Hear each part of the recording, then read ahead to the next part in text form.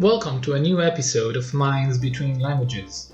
In this interview, Professor Minhua Liu will share her views and findings on the cognitive peculiarities of simultaneous interpreters. Welcome, everybody, and what a pleasure it is to have with me my friend and colleague, Professor Minhua Liu. Minhua, it's a pleasure to have you here with us on Minds Between Languages. Well, thank you, Adolfo, for inviting me. I'm a little bit intimidated by the previous guest you had, but I'll try my best. Phenomenal. So happy to have you, and let's get right into it. We're going to be talking about the interpreter's mind today. And my first question is, it is often said that interpreting, and most particularly simultaneous interpreting, ranks amongst the most demanding cognitive tasks that a human being is capable of. Would you agree with this? And if so, what is it that makes simultaneous interpreting so demanding? Yeah, I agree. I think what makes simultaneous interpreting a demanding task is because it involves multitasking. And also there's this continuous interference during the process. And because the task has to be performed under extreme time pressure. So this is obvious that when we do simultaneous interpretation, we're multitasking, when we listen and speak at the same time. And when we multitask, as you know, if one of the tasks is not automatic, we have to switch our attention, and attention switching can be effortful, can take effort. So there's this continuous competition between listening and speaking for the limited mental resources we have during the process. And what makes multitasking in simultaneous interpreting particularly difficult is when the simultaneous interpretation happens between two spoken languages. Because when we do that, the two streams of speech are received at the same time. And this is not the case with interpreting between a spoken language and a sign language. And there's actually a study that compared spoken language and sign language interpreters in their recall of the source speech. And it showed that sign language interpreters recall more information than spoken language interpreters. So this finding can actually be backed up by research on working memory, because research has shown that verbal information and spatial information interferes more with the same type of information and not the other type, not the different type of information. So in all these, what I was just talking about, this multitasking, the interference that is happening during simultaneous interpretation, all happen under extreme time pressure. Right. So I think this is what makes simultaneous interpretation particularly challenging. Absolutely. Now, regardless of whether we're speaking about, let's say, oral interpreting or sign language interpreting, interpreting always presumes bilingualism or multilingualism. So, I mean, being a bilingual or a multilingual is a necessary condition for you to be an interpreter. Now, is it also a sufficient condition? Well, let me put it this way. Can any person, just by being bilingual or multilingual, develop the skills and the tolerance to these demands that simultaneous interpreting involves if properly trained, or is it just for people with a certain aptitude? Well, when I say this, I may offend some of my interpreter colleagues, but yeah, I do believe that people, any bilinguals and multilinguals can be trained to become interpreters. But I think that there's a very important condition, that is that these people have to be highly proficient bilinguals or multilinguals, and this has to do with what I said earlier about a task becoming automatic to make multitasking possible, or at least less effortful. So let's say that if a person still struggles with deciphering a sentence, doing listening, when the sentence becomes more complicated, or if a person has to search hard in their mental lexicon to find the right word, we're producing the output. So there's not much attention left for doing the task of simultaneous interpretation itself. Right. And I would say that having a large active vocabulary is particularly important for the production phase of interpreting, because this allows the interpreter immediate access to the words they need for producing the output under time pressure. And I even think that it is possible for a person who speaks very good languages, 2 languages, and who does not have any training to perform some interpreting tasks relatively well. But this person has to know the subject matter, has to possess the knowledge of the subject matter, in a very deep level, at a very deep level. So, and this knowledge issue for many professional interpreters seemed at a later stage, not at a later stage, after they acquired the necessary skills to do simultaneous interpretation or to do consecutive interpretation, knowledge becomes the biggest hurdle, for them to become even better, and becomes one of the biggest challenges. So in a nutshell, yes, I believe that every highly proficient bilingual or multilingual can become a good interpreter if they also have the knowledge of the subject matter. That's very clear. That's very clear.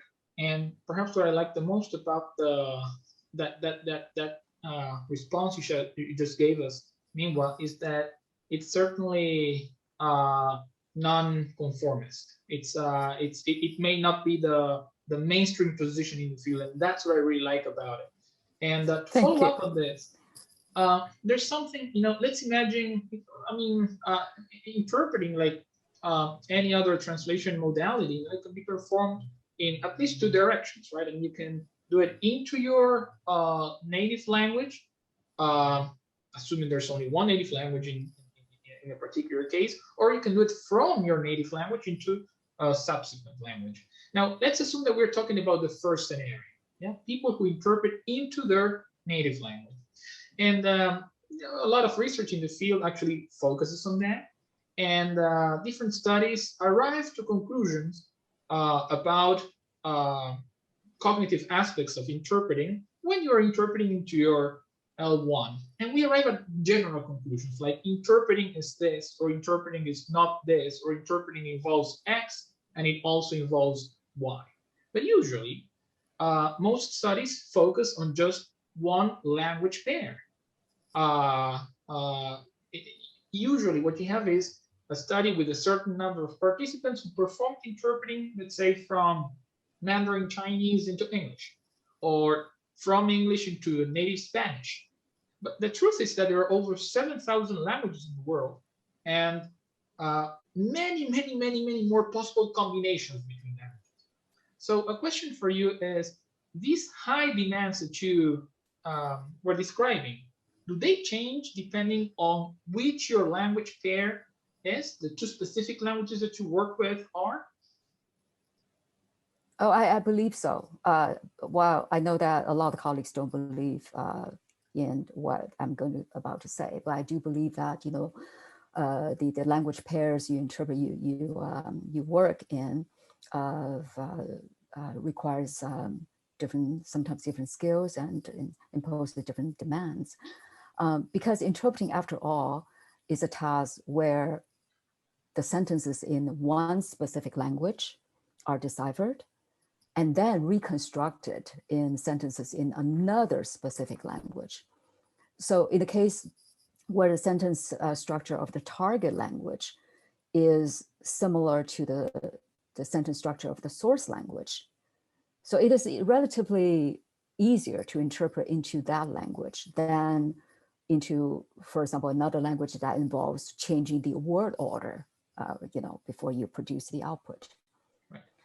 But the demands are not only different among different language pairs, say between English and Spanish versus between English and Japanese.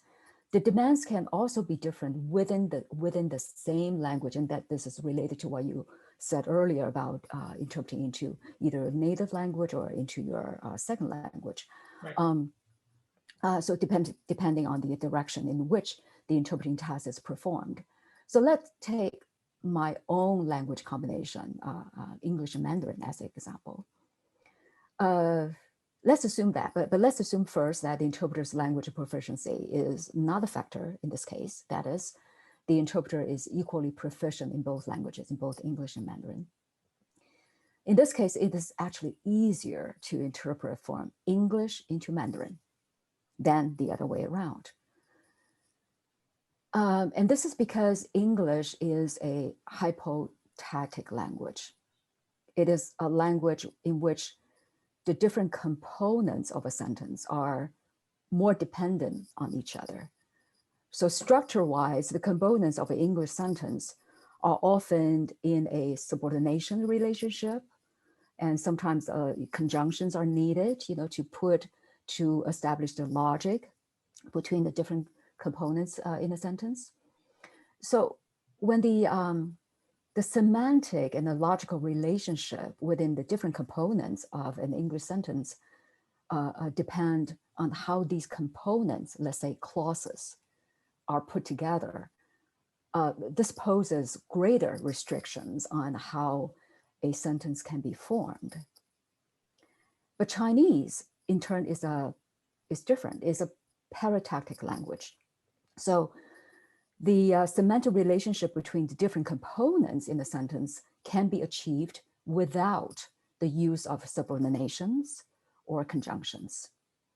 So you can imagine when interpreting from English to Chinese, because of the looser structure of the Chinese sentence, clauses can be, the English sentence, the clauses can be arranged alongside with each other when they're produced into Chinese without having to use explicit conjunctions, or even without having to put them in a specific order. So what this entails is that, when different clauses in an English sentence, the source language, can be dealt with, is almost like that these clauses are independent units, independent components when they are expressed in Chinese. And this can tremendously free up the cognitive resources during the output phase of interpreting. But interpreting from Chinese to English is a very different story. So oftentimes, an interpreter has to wait for, when interpreting from Chinese into English, they have to wait for enough information to come in before they can be put into an English structure, English sentence, with all the necessary conjunctions, or to put them in a subordination structure, so that the logical relationship in this English sentence can be established. And this waiting, as you can imagine, waiting for more information to come in can be detrimental during particular simultaneous interpretation, because it puts more pressure on your memory. So yes, I believe that how different the sentence structure, whether the sentence structures of two languages are different, and to what extent they're different, matters, when it comes to the demands of interpreting. Very clear, very clear. And I really appreciate the typological viewpoint you shared with us, Minhua. Let me jump into a different question now. Nobody is born an interpreter. Maybe that's a nice metaphor. The truth is that babies do not interpret. At some point in your life, usually when you are young, or sometimes a young adult, you interpreters begin interpreting and practicing and experiencing interpreting in a systematic way, usually through formal training or maybe through some other channels. When you start practicing interpreting, uh, let's say repeatedly in your life, do you believe that this changes your cognitive abilities overall? Oh, definitely, yes. I would say any sustained practice of anything can change a person's cognitive ability, can change a person's mind, brain, in both the brain's functionality and even its structure. We see in the literature many examples of the brain having to adapt, or adapting to the sustained practice that involves any of our senses. And what makes simultaneous interpretation unique, I have already said that it's because the task involves the active use of two languages under extreme time pressure. So this becomes a cognitive control issue. That is how the two languages are both activated, how the two languages have to be controlled and regulated in order to make simultaneous interpretation, simultaneous speaking and listening at the same time in two different languages possible. So this process keeps our working memory very busy. Specifically, it keeps the functions that are responsible for regulating the different tasks very easy. And usually what we call these functions, we call them the executive functions. The executive functions can be considered as a multi-component attention regulating mechanism. And research has shown that even less than 1 year of training in simultaneous interpreting can change an executive function that is responsible for updating information in our working memory. So that's the functionality of the brain. And also studies that use neuroimaging also show that the part of the brain that is responsible for lexical semantic processing between two languages showed a decrease in the activation level after training in simultaneous interpreting in less than a year. And this means that the process that involves that part of the brain becomes more efficient and does not require as much cognitive resources as before. So all these show that our brain, our cognitive functions can be changed, and these are all exciting. But what we still do not know is whether the change is long lasting or whether these changes can be extended to other non-interpreting tasks. Right. And you're sharing with us studies from the literature, from different colleagues and groups, but you've done your fair share of excellent research on the topic yourself, Minhua. Would you mind sharing one of your studies and the main findings you've obtained with it? Well, I think you're giving me too much credit, Adolfo. I truly have not. My dissertation was on the topic, but truly I have not redone a tremendous lot of research on this topic. But we are currently working on a project, and with you as a team member, and we want to observe the change that I just mentioned. Just now, we wanted to observe the cognitive changes longitudinally. So we compare how specific language training can differentially affect a person's executive functions. So we want to compare students who receive training in interpreting or translation or linguistics. So no translation, no interpreting. And we want to compare their performance in some cognitive tasks that involve the different components of the executive functions. And we also want to compare them with the performance on the on the same cognitive task by professional interpreters and translators to see if and when the respective expertise emerges during the training, and the nature of the expertise and how these expertise is related to the change in the potential change in cognitive functions. So this is what we're doing right now. We're still in the process of collecting data. Absolutely, and I think you are overly humble, Minhua, and that's one of your many virtues. But there is something where I think I will not stand corrected if I say that you are one of the very few people who have looked into the following. I mean, many researchers look into the impact of interpreting experience on cognitive function when people are beginning their careers or their training even as prospective simultaneous interpreters, or when interpreters are in the midst of their careers. But you are among the very few people I know who have taken an interest in the latest stages of professional development. In fact, when professional interpreters are approaching retirement or even have retired. And this is a very interesting lifespan perspective on the issue. Could you tell us a little bit about what motivated this this question and what your findings have been?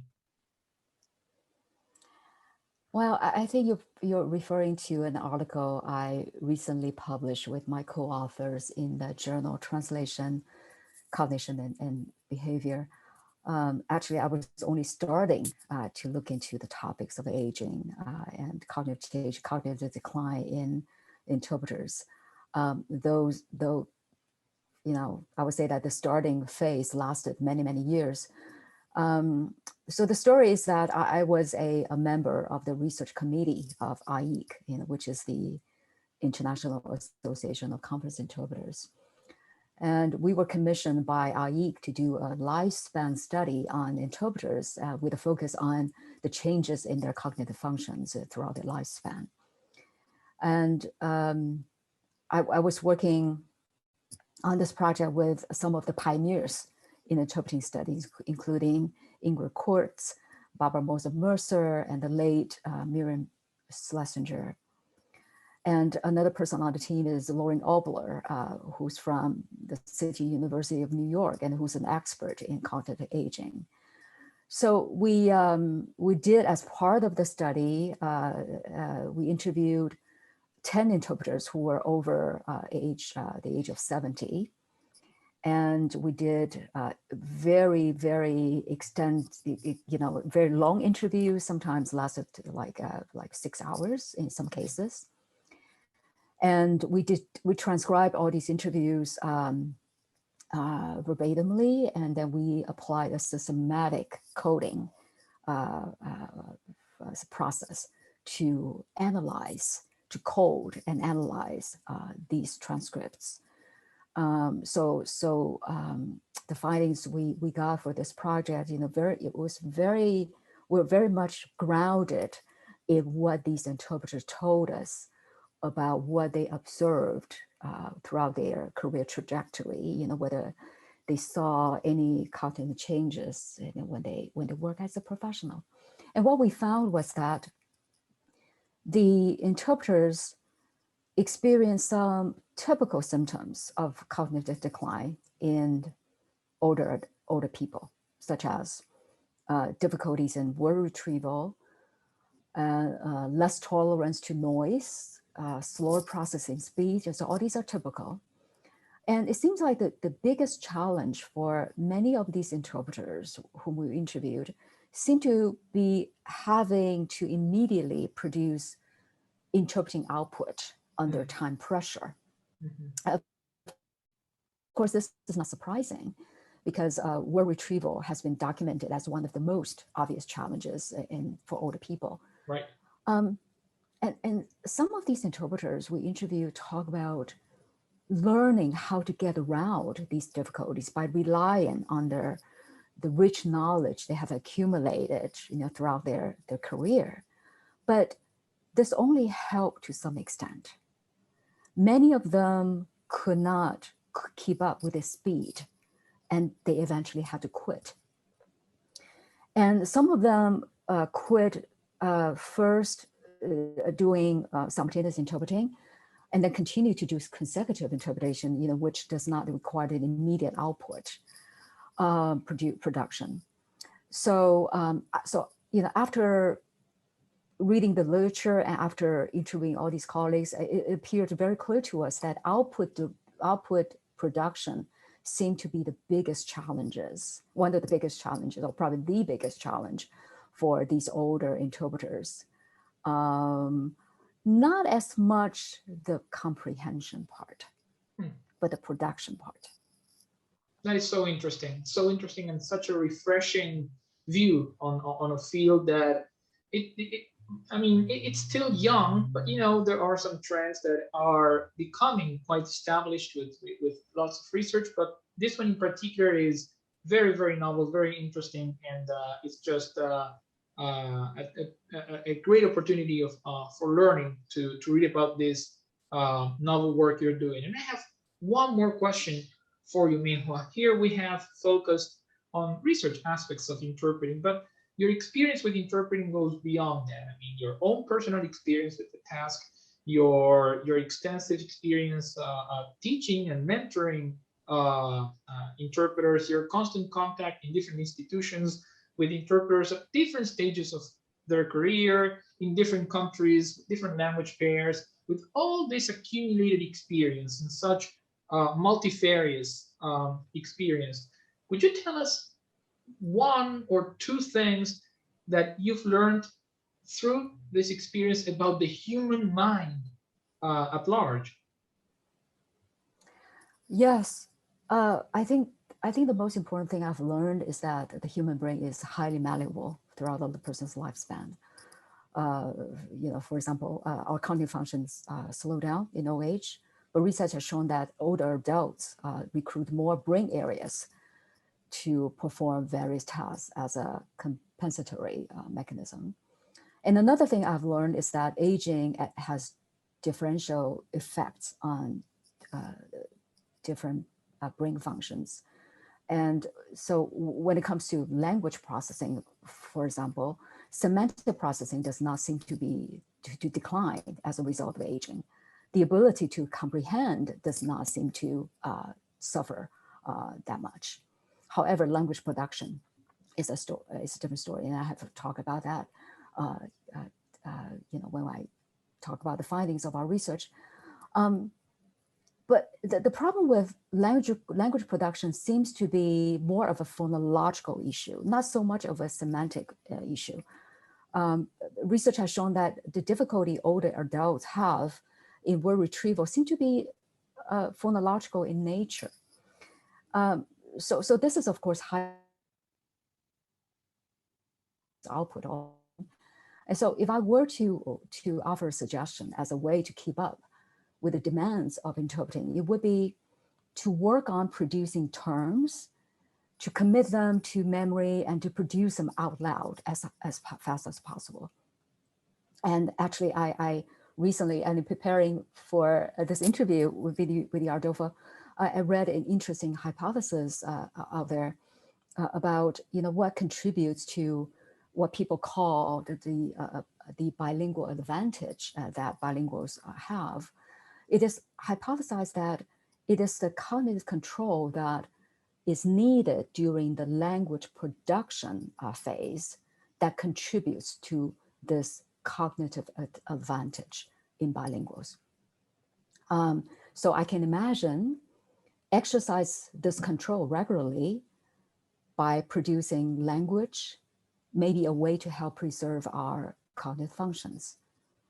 And another thing I've learned from reading research is that older adults' cognitive performance can be enhanced by doing targeted cognitive training.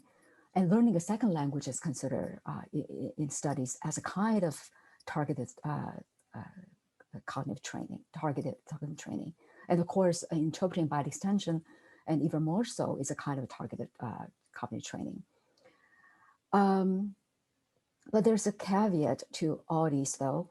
It seems like the benefits of the cognitive training are short-lived. This is from what I have read in research.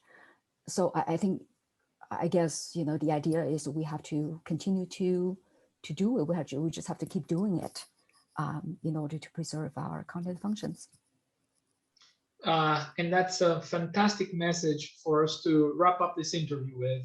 I want to thank you again, Minhua, for sharing your time and your work and your experience. It's been a pleasure to have you on Minds Between Languages, and we cannot wait to keep listening about your work and reading your work. So thank you very much once again. Oh, thank you so much, Adolfo, for inviting me. I had such fun preparing for this interview and in talking to you. Thank you very much for creating this video series. My pleasure. Next time. Thank you. Thank you.